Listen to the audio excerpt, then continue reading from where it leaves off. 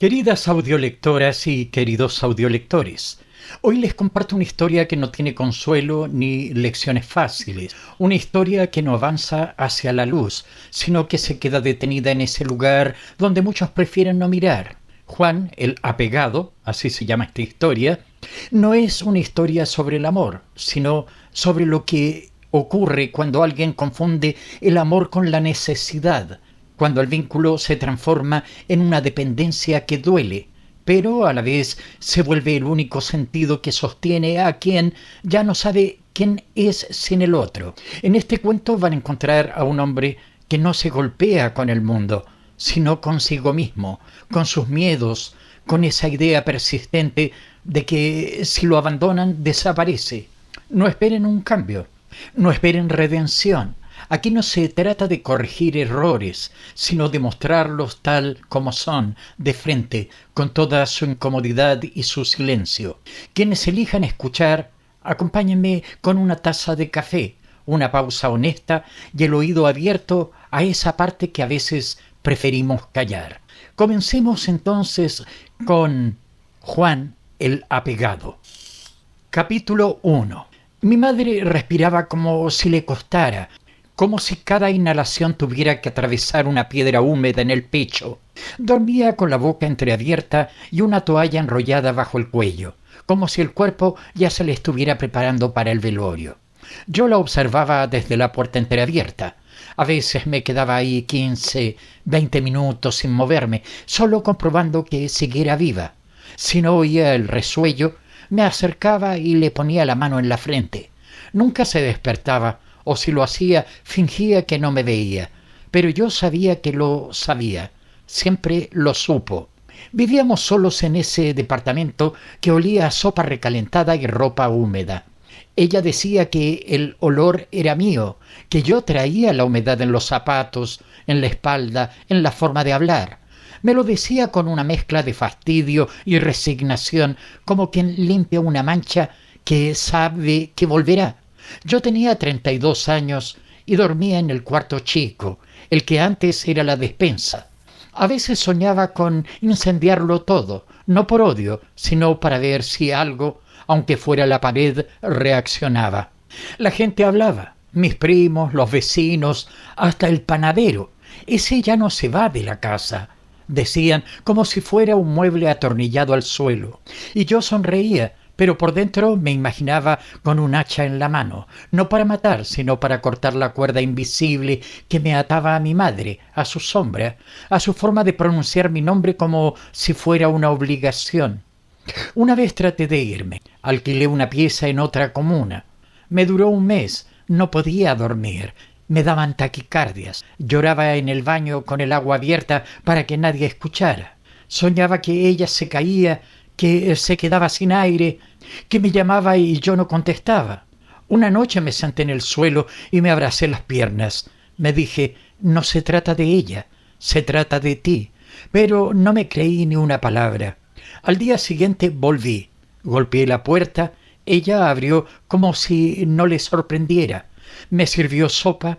No preguntó nada. Solo la dejó ahí, caliente, y se fue a su cuarto. Comí llorando.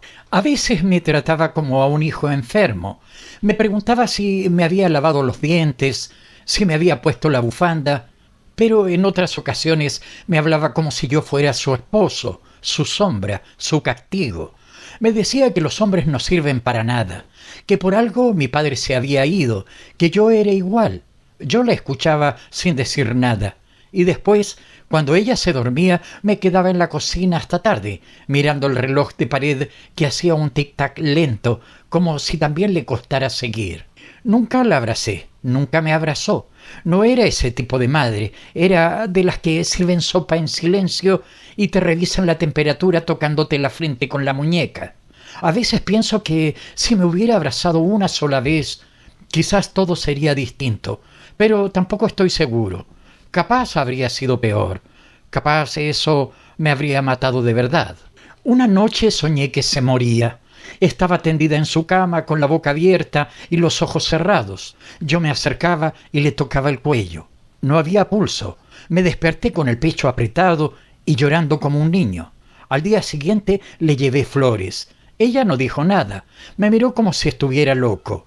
Me dijo que los muertos no huelen las flores y que las abuelas que me vieron en la calle pensaron que estaba en duelo. ¿De quién te estás despidiendo, Juan?, preguntó. Yo no supe qué contestar. Nunca tuve una novia real. Tuve intentos. Mujeres con las que hablé por redes, una con la que me vi 2 veces, pero nunca llegué más lejos, no por falta de ganas. Es que no sabía cómo sostener una conversación sin pensar en si mi madre estaba bien, si había comido, si se había tomado el remedio. Y si lo lograba por un rato, luego me invadía la culpa, como si vivir mi vida significara traicionarla. Ella me decía que yo era su razón para seguir, que si yo me iba se le acababa el alma, y yo, estúpido, le creí. Me hice adicto a esa idea, me convencí de que sin mí ella se desplomaba, y eso me daba un sentido, uno torcido, sí, pero al menos era algo. ¿Quién soy yo si no soy su hijo que cuida, que vigila, que está siempre ahí? Mi trabajo era un part-time en una ferretería.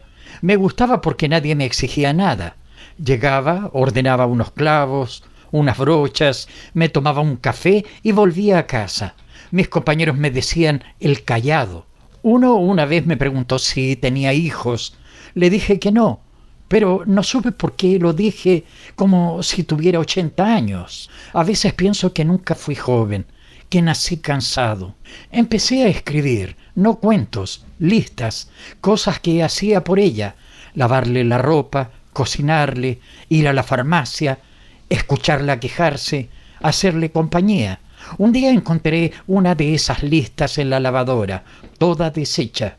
Me dieron ganas de gritarle, pero no lo hice. Solo fui al baño y me quedé sentado en la taza sin hacer nada, con los pantalones puestos. 15 minutos. Cuando le dije que conocía a alguien que pensaba en irme, ella se quedó muda. Me miró largo rato. Después dijo: «Tú no sabes lo que haces». Me recordó que cuando me fui esa vez, volví llorando. Me dijo que Camila solo quería aprovecharse, que era una más, que cuando yo le sirviera me iba a dejar. Le dije que estaba equivocada, que esta vez era diferente, pero hasta mientras lo decía, sabía que no lo creía. Me preparó arroz con huevo esa noche. Lo hizo sin hablarme. Yo comí sin hablarle. Era un duelo no dicho, una despedida disfrazada de rutina.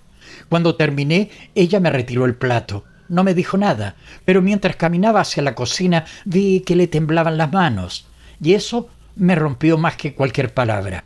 Pasé 3 días sin dormir bien. Cada vez que cerraba los ojos, soñaba que ella se ahogaba, que me llamaba por mi nombre, y yo no llegaba. Me despertaba empapado, con el corazón latiendo como si me hubiera corrido por 10 cuadras. Me levantaba y me asomaba a su cuarto. Dormía tranquila, y eso me dolía más que si hubiera estado mal. Al final me fui. Le dije que me iba el sábado. Ella solo asintió. No preparó maleta, no me ayudó, no me abrazó. Me miró salir con la mochila al hombro y me dijo: «Te vas porque piensas que allá vas a encontrar algo que no hay aquí, pero allá tampoco está». Caminé por el pasillo con esa frase pegada en la nuca, como un tatuaje sin tinta. El primer día en casa de Camila fue raro. Todo nuevo, todo limpio, todo con silencio distinto. Me senté en la cama y me dieron ganas de llorar. No por tristeza, sino por desubicación. Como cuando uno entra a un cuarto que no es suyo y se da cuenta de que nadie lo esperaba. Le escribí a mi madre. Le dije que estaba bien, que la quería. Me dejó en visto. La acción que lo cambió todo fue al día siguiente. Abrí mi bolso y vi que ella me había puesto la toalla enrollada que usaba en el cuello para dormir. Nada más, solo eso. La toqué como si fuera un cuerpo y por primera vez en mi vida me sentí huérfano, aún teniendo madre. Capítulo 2. Te despiertas antes que ella, con el cuerpo tenso y la mente saturada de pensamientos que no alcanzaste a disolver durante la noche. Miras el techo y luego giras la cabeza muy despacio. Ella duerme, respiración leve, rostro neutro, como si el mundo no le doliera. te quedas mirándola demasiado tiempo. No porque quieras memorizarla, sino porque necesitas confirmarte que todavía está ahí. Te gustaría que abriera los ojos justo en ese momento y te dijera algo, aunque fuera una queja, pero no lo hace. Te levantas con cuidado para no hacer ruido. Caminas por la casa con los pies descalzos y la sensación absurda de estar invadiendo un espacio que se supone compartido. Vas a la cocina, pones agua a calentar, sacas una taza que sabes que le gusta, preparas café aunque no sabes si quiere. Lo haces porque es lo que se espera de ti, porque es lo único que sabes hacer para intentar ser parte de algo. Regresas con la taza en la mano, se la dejas sobre la mesa, te sientas en silencio, esperando que el olor la despierte. No ocurre. Tomas tu celular, lo desbloqueas, entras a su perfil de redes sociales. No hay nada nuevo, ni publicaciones, ni me gusta, ni comentarios. Aún así, vuelves a revisar como si algo pudiera aparecer en ese instante solo por pensarlo. Ella despierta, se sienta en la cama, se frota los ojos. Tú ya estás en la cocina, como si eso te diera alguna ventaja moral. Le dices que soñaste con ella, que en el sueño se iba, que no volvía. Ella sonríe y dice que solo fue un sueño. Su tono es suave, pero tú lo sientes como una burla. No sabes si es tu cabeza o si realmente lo dijo con desdén, pero ya es tarde. La duda se te quedó adherida a la piel. Terminan de desayunar. Tú recoges la loza, ella va al baño. Cierras el grifo con fuerza. Lo haces sin darte cuenta. Hay cosas que haces así, con rabia contenida, sin motivo aparente. Te dices que no es rabia, que es cansancio, pero sabes que te estás mintiendo. No soportas no ser indispensable, no soportas que ella funcione igual con o sin ti. Ella se viste rápido, tiene una reunión. Tú te ofreces a acompañarla a la estación, pero te dice que no es necesario. Lo dice con cortesía, no con frialdad, pero tú lo sientes como rechazo. Le preguntas si la vas a ver en la noche. Ella dice que no sabe, que depende. Tú asientes con una sonrisa tensa. Sientes que te estás deshaciendo por dentro. Camila se va. Tú te quedas en el departamento con una sensación de abandono que no se corresponde con la realidad. No se ha ido para siempre. No ha terminado contigo. No ha dicho nada que indique una ruptura. Pero tú lo sientes como si todo se estuviera resquebrajando. No por lo que ella hace, sino por lo que tú proyectas en cada uno de sus gestos. Das vuelta por la casa, revisas la mesa, el baño, los cajones. Buscas señales de algo que confirme tus sospechas. No sabes exactamente qué esperas encontrar. Una nota, un recibo, un olor extraño. Nada. Solo la normalidad. Y eso te molesta más, porque el silencio también es una forma de distancia. Te dices que no eres paranoico, que solo estás atento, que te importa, que cuando a uno le importa no se puede quedar de brazos cruzados.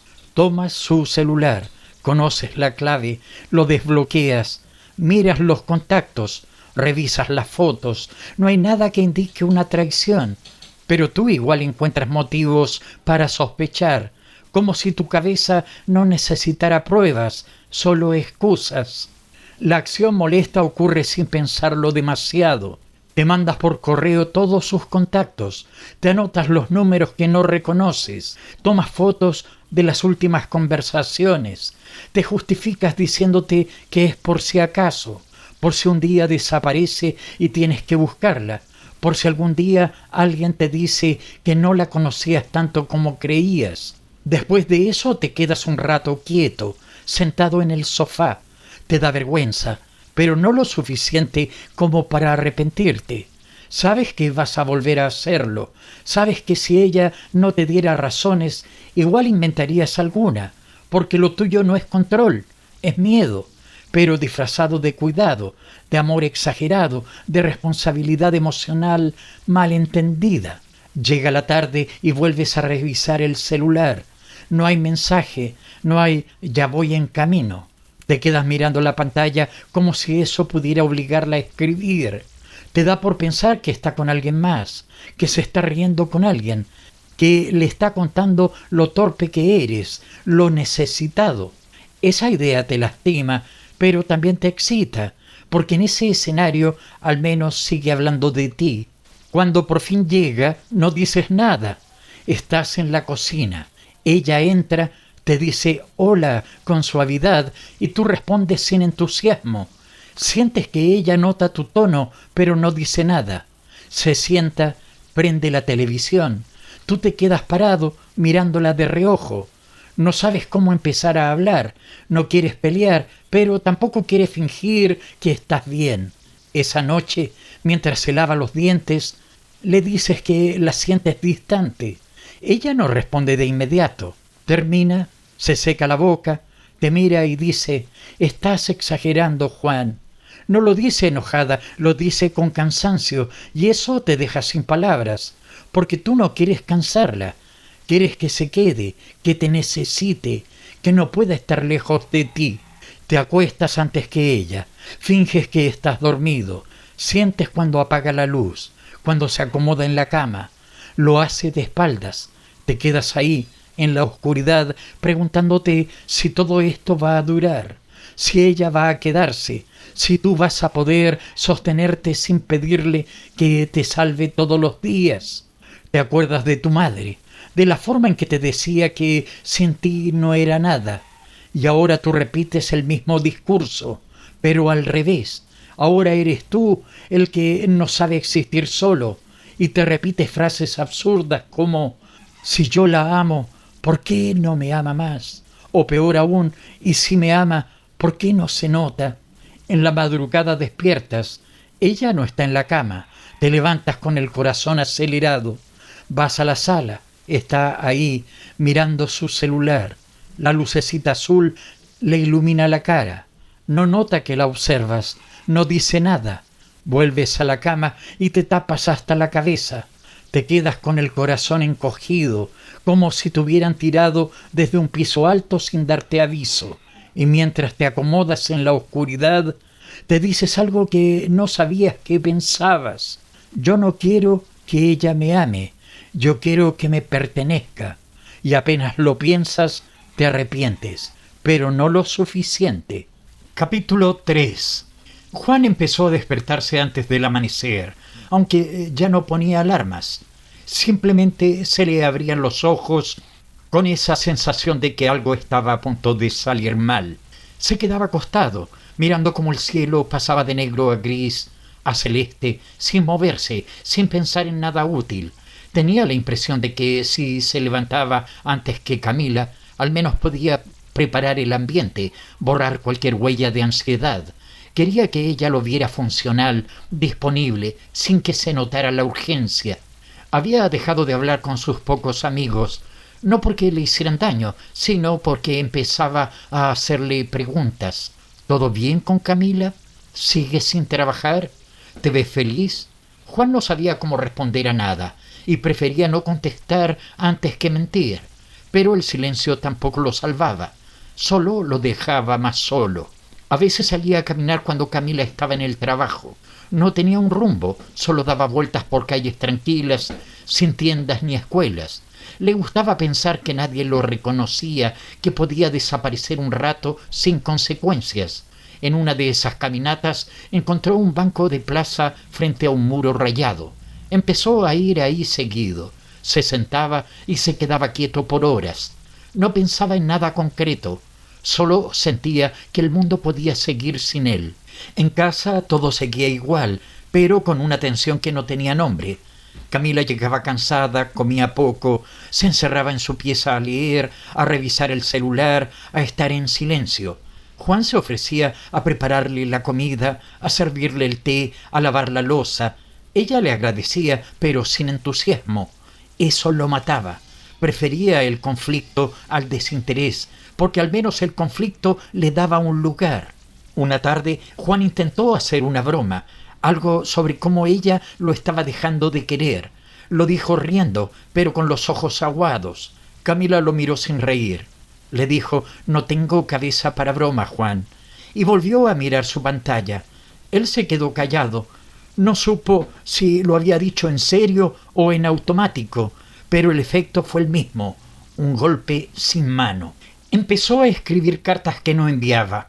Algunas eran para Camila, otras para su madre. Algunas no tenían destinatario.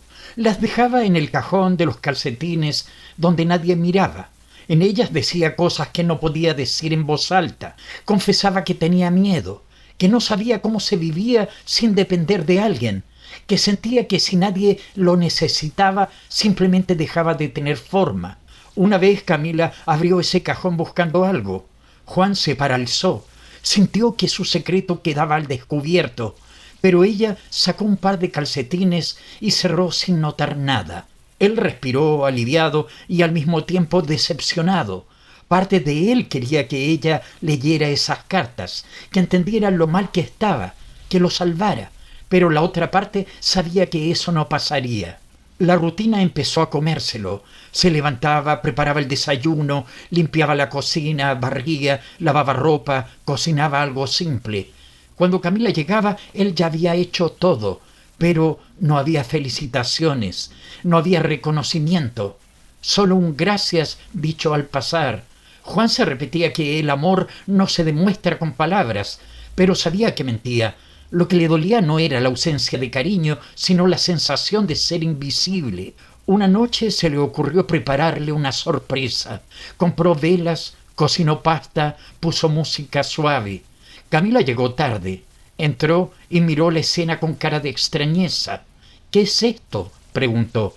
Juan dijo que solo quería hacer algo distinto. Ella se sentó, comió un poco y luego se encerró en la habitación.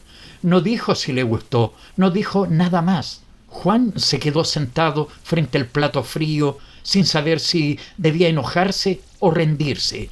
Desde ese día dejó de hacer esfuerzos, no por rencor, por cansancio. Seguía cumpliendo con lo básico, pero ya no intentaba agradar. Si ella hablaba, él escuchaba. Si ella callaba, él también. Se volvieron dos sombras que convivían por costumbre, por comodidad, por miedo a lo que implicaba separarse. Juan empezó a sentir dolores en el pecho. No eran fuertes, pero eran constantes. Un peso que no se iba. Fue al médico, le hicieron exámenes, todo salió bien. Estrés, dijeron. Ansiedad. Juana sintió sin ganas. Sabía que el problema no estaba en el cuerpo. Era algo más profundo, más sucio, un vacío que no podía llenarse con pastillas. Una tarde se quedó en la cama todo el día. No cocinó, no limpió. Camila llegó, notó el desorden y solo dijo: «¿Estás enfermo?». Él negó con la cabeza. Ella no preguntó más. Se encerró en su pieza. Juan sintió un escalofrío, no por el frío, sino por la indiferencia. Le pareció que si moría en ese momento, ella se daría cuenta al día siguiente. Empezó a espiarla sin intención real, solo por inercia. Escuchaba sus llamadas, sus conversaciones por videollamada. No escuchaba nada sospechoso, pero aún así algo en su pecho le decía que se estaba yendo, no físicamente, sino de a poco, en cada gesto, en cada espacio en que ya no compartían.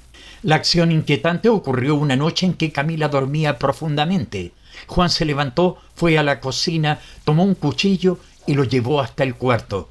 No pensaba hacer nada, solo se sentó con él en la mano, mirándola dormir. Imaginó que ella despertaba, que lo veía, que entendía el nivel de desesperación que había alcanzado. Pero ella no despertó. Después de un rato, Juan se levantó, devolvió el cuchillo y se encerró en el baño a llorar. Al día siguiente nada se dijo, nada se mencionó, todo siguió igual. Camila hablaba poco, él hablaba menos. El departamento estaba más limpio que nunca, pero el aire estaba espeso. Juan tenía la sensación de estar viviendo en la antesala de un abandono. Empezó a soñar con su madre. En los sueños ella lo retaba, le decía que lo había criado para que fuera fuerte. Le preguntaba por qué se arrastraba. Él no sabía qué responder. Despertaba con esa voz dándole vueltas, mezclada con la de Camila. A veces no podía distinguirlas. Una noche Camila le dijo que necesitaba espacio. No dijo que se iba, no dijo que no lo quería, Solo dijo espacio. Juan asintió. Dijo que lo entendía, pero por dentro se desmoronó. Esa palabra le sonó a despedida disfrazada. Cuando ella se fue por unos días, Juan no salió, no abrió las ventanas, no se bañó. Se sentó en el suelo del cuarto y se quedó ahí por horas. No pensaba en nada, solo repetía una frase como si fuera un mantra. Si yo no estoy con alguien, entonces, ¿para qué estoy? Y aunque sabía que esa idea era una trampa, no podía salir de ella. Era lo único que le quedaba. Capítulo 4.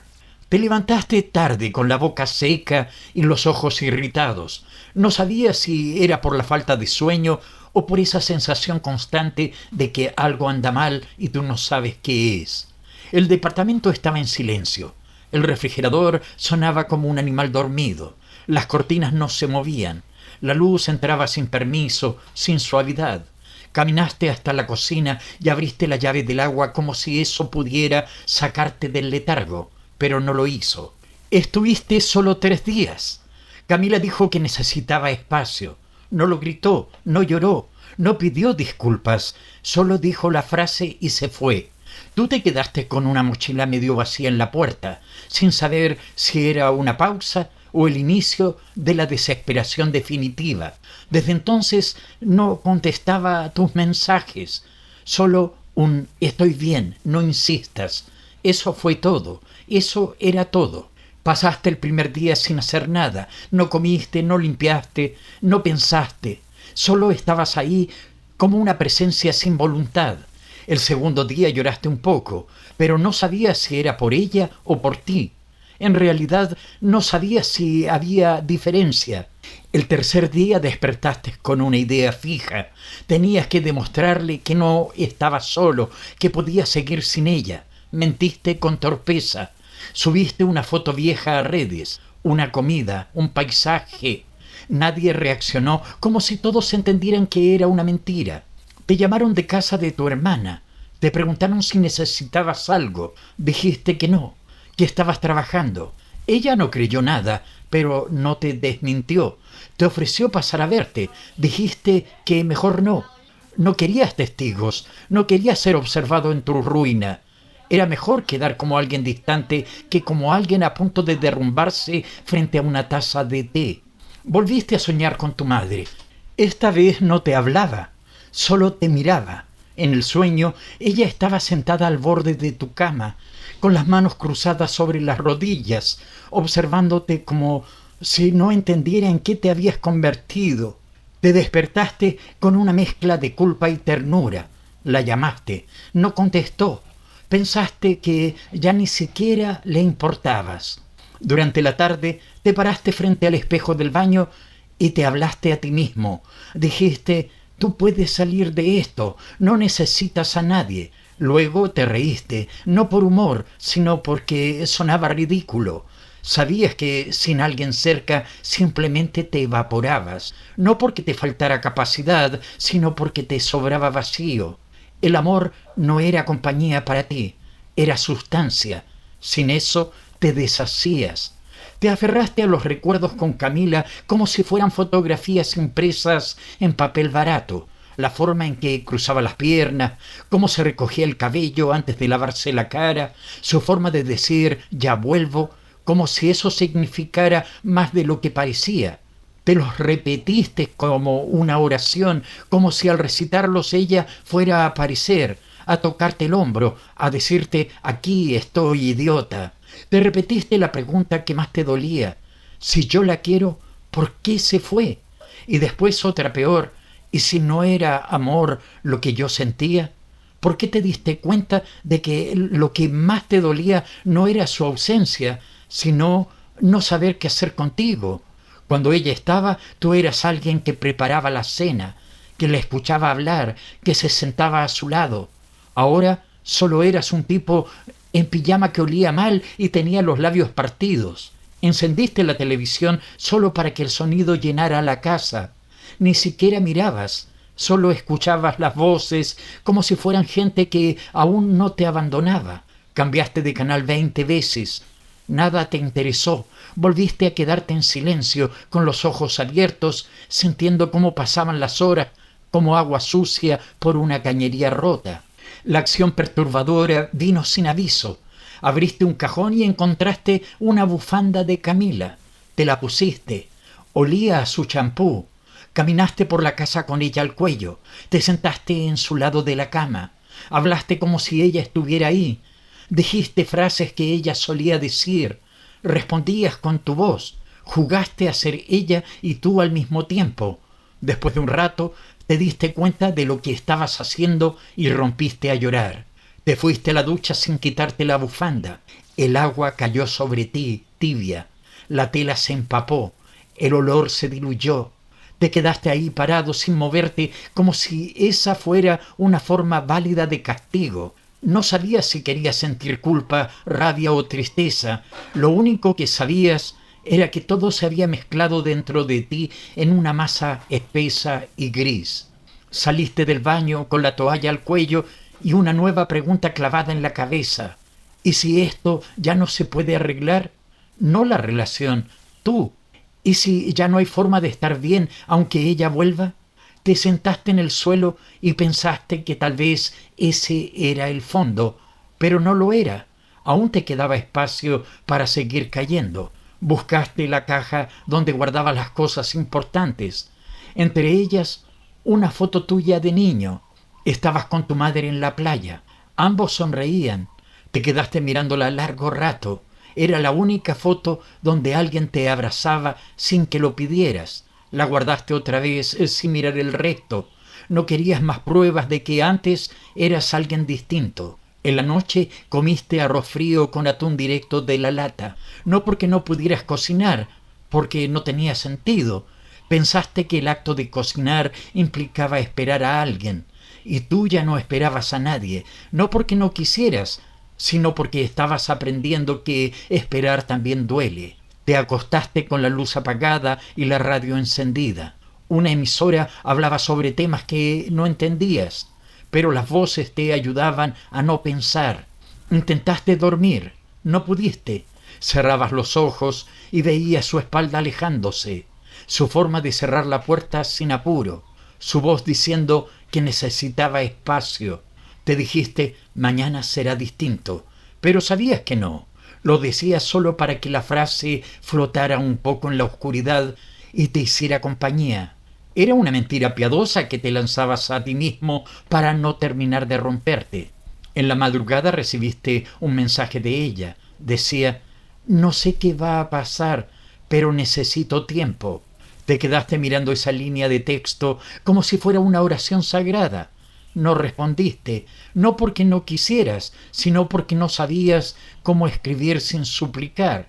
Volviste a dormir con el celular en la mano, con la esperanza absurda de que soñar con ella fuera suficiente, aunque solo fuera por esa noche. Y mientras cerrabas los ojos, te repetías una frase como una oración torcida. Si yo aguanto lo suficiente, ella va a volver, tiene que volver. Capítulo 5. Me desperté sin saber si era de día o de noche. La luz que entraba por la ventana no decía nada. El reloj había dejado de marcar la hora hacía semanas. Estaba quieto, igual que yo. Me quedé acostado sin abrir bien los ojos porque no tenía a quién mirar. Camila no volvió. Nunca dijo que no volvería, solo dejó de venir. Y yo dejé de preguntarlo. El departamento se había vuelto un espacio suspendido, sin tiempo, sin propósito. Caminaba por los mismos metros cuadrados como si fuera en un mundo cerrado. A veces abría el refrigerador para sentir el aire frío en la cara. Otras veces me sentaba en el suelo sin motivo. Había dejado de cocinar, de barrer, de ponerme zapatos. Solo me cubría con lo que encontraba a mano. Una vez traté de llamar a mi hermana, pero colgué antes de que contestara. ¿Qué iba a decirle? ¿Que estaba bien? ¿Que me estaba reconstruyendo? Nadie quiere escuchar a alguien decir la verdad, y yo no tenía fuerzas para inventar una mentira. Preferí el silencio, preferí que pensaran que seguía siendo el mismo de siempre, aunque ya no supiera ni quién era. Me sentaba en el baño con la luz apagada, sentado en la tapa del inodoro con los codos en las rodillas. la cabeza colgando. No pensaba en nada, solo respiraba, solo escuchaba cómo goteaba la llave del lavamanos. A veces me hablaba en voz baja. Decía mi nombre como si lo repitiera para no olvidarlo. Juan, Juan, Juan, como si ese sonido todavía significara algo. La ropa sucia se acumulaba en una esquina. El polvo cubría las repisas. El vaso donde ella solía tomar agua seguía en el velador, con una marca reseca en el fondo. No lo lavé, no porque no pudiera, no porque no quisiera, sino porque ahí estaba lo último que quedó de ella, esa marca, ese residuo, el último rastro visible de que alguna vez estuvo en esta casa. Dormía en el sofá, no por incomodidad, sino porque la cama me parecía una ofensa. Era el lugar donde ella dormía, donde a veces me abrazaba por la espalda sin decir nada, donde a veces me rechazaba con un leve giro del cuerpo. Dormir ahí sin ella era como usurpar algo que ya no me pertenecía. Me dejaba caer en el sofá, me cubría con una frazada delgada y cerraba los ojos esperando no despertar. Una tarde recibí una carta. No tenía remitente, pero era su letra. Me temblaron las manos al abrirla. Decía pocas palabras. No vuelvo, Juan. No me busques. No es tu culpa. No es la mía. Pero esto no puede seguir. Cuídate. La leí tantas veces que terminé memorizándola. Después la quemé, no por rabia, por impotencia, para no tener que leerla de nuevo y seguir buscándole otro sentido que no tenía. Desde entonces la casa se convirtió en ruina, una ruina con muebles, con platos, con sábanas limpias que ya no usaba. El agua seguía corriendo, la luz seguía encendiéndose, pero todo parecía funcionar por inercia, como yo, como esta versión de mí que se arrastraba por los días como si tuviera que esperar algo más, pero no sabía qué. No volví a escribir cartas, ya no tenía a quién dirigirlas. No quise volver a hablarle a mi madre, no quería escuchar su voz diciéndome «te lo dije», aunque tal vez ya ni se acordaba de mí. A lo mejor, en su cabeza, yo seguía siendo el hijo que algún día quiso salir del nido, pero nunca aprendió a volar. Me dejé crecer la barba, dejé de ducharme con regularidad, empecé a hablar solo, pero con frases completas. Me preguntaba cosas, me respondía. Algunas veces discutía conmigo mismo en voz alta, como si esa discusión pudiera evitar el colapso. No por locura, sino por defensa, porque el silencio empezaba a doler más que cualquier grito. Pensé en mudarme, pero no tenía a dónde. No quería empezar en otra parte, no quería ensuciar otro espacio con mi sombra. Preferí quedarme aquí, donde todo había pasado, donde aún quedaban huellas, aunque fueran invisibles, aunque fueran mías y de nadie más. Los fines de semana eran los peores, no por soledad, sino por el contraste. Afuera se escuchaban risas, voces, movimiento. Aquí nada, solo mi respiración, solo el crujido del piso cuando me movía, solo el zumbido del refrigerador que, aún sin comida, seguía encendido como si supiera que yo también seguía ahí. Empecé a recordar conversaciones que no sabía que tenía guardadas, palabras suyas, entonaciones, gestos. Me las repetía una y otra vez, como si pudiera reconstruirla solo con la memoria. Me decía frases absurdas como «sí, me acuerdo de todo, tal vez no se haya ido del todo». Y después me reía, porque sabía que sí se había ido, y que lo que quedaba no era ella, sino mi apego. Y el apego no abraza, solo aprieta. Soñé con ella muchas veces. En el sueño volvía, me miraba y decía que todo había sido un error, que nunca quiso irse, que yo era su lugar. Yo la abrazaba y lloraba como un niño, pero justo cuando íbamos a hablar, el sueño se rompía, como si algo supiera que no merecía consuelo. Me despertaba con la almohada húmeda, con la garganta cerrada, y me decía «eso fue lo más cerca que vas a estar de tenerla otra vez».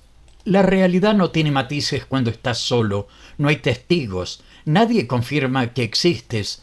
Todo se vuelve un ejercicio de insistencia. Me levanto, me sirvo agua, me hablo. Repito acciones como quien repite oraciones en un rito. no porque crea, sino porque es lo único que le queda. Un día me senté frente al espejo del baño y me dije, ¿te vas a morir así? Lo dije en voz alta, lo repetí, no con dramatismo, sino con la simpleza de una certeza. Me miré fijo como si esperara que mi reflejo dijera algo distinto, pero no dijo nada. Solo me observó con la misma expresión de siempre, cansancio, derrota, espera. No tengo intención de buscar a nadie. No quiero otra Camila. No quiero otra oportunidad. No quiero que alguien venga a reemplazar lo que ya se pudrió dentro de mí. Quiero quedarme así, en este estado, en este punto exacto donde ya no se espera nada, donde el apego me sostiene aunque no me lleve a ninguna parte. Y sí, me sigo preguntando esas cosas absurdas. Si yo la amaba, ¿por qué se fue?